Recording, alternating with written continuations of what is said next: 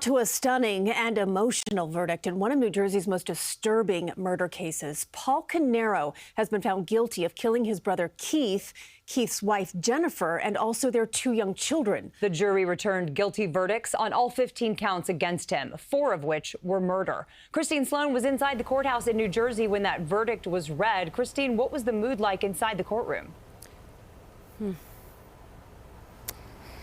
Somber and relief, Jessica. Now, that jury started deliberating at 8 o'clock this morning, and it took them just 4 hours to find Paul Caneiro guilty of murdering his brother and his brother's family.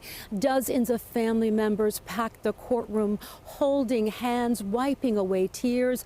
One of those friends giving the jury the thumbs up, and all of this as Caneiro sat there emotionless. And here's really what's interesting. His wife and his 2 daughters, Caneiro's wife and 2 daughters there throughout the trial, were not there when he learned his fate. How do you find as to count 1 of the indictment charging the defendant, Paul Caneiro, with the murder of Keith Caneiro? Guilty. A jury finding Paul Caneiro guilty of killing his brother Keith, then fatally stabbing Keith's wife Jennifer and their 2 children, Sophia and Jesse, at their Colts Neck, New Jersey home back in 2018. The 59-year-old also found guilty of setting their mansion on fire after the murders. Family members in court wiping away tears as the guilty verdict came in. Paul Caneiro himself showing very little emotion. Count 2 of the indictment charging the defendant, Paul Caneiro, with the murder of Jennifer Caneiro. Guilty. I'm just grateful to have justice for her and her family. It's been so long and she deserves it. Sophia's friends at the courthouse 7 years after the 8-year-old was stabbed to death by her own uncle. I did Girl Scouts and cheerleading with her. How has that been all these years?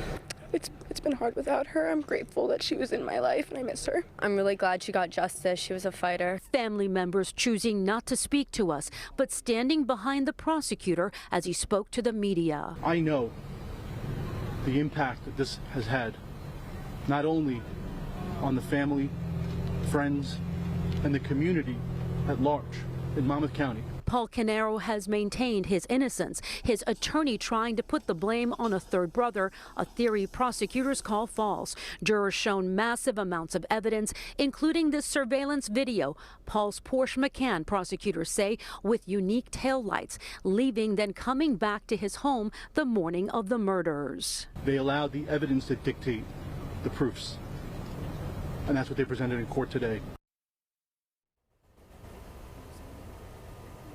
The guilty verdict means on all those 15 counts that Caneiro will more than likely spend the rest of his life in prison. Now sentencing is scheduled for May 12th. The defense has until February 23rd to ask for a new trial. Jessica and Christine.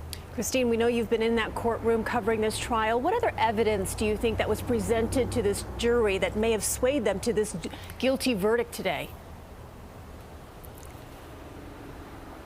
Well, certainly all the surveillance video of the car, that Porsche, leaving the scene of the house and then coming back.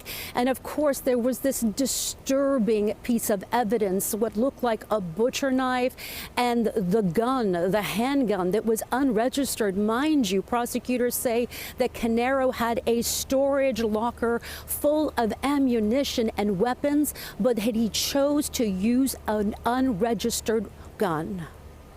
Christine Sloan reporting on the guilty verdict today in the Paul Caneiro trial. Christine, thank you for that report.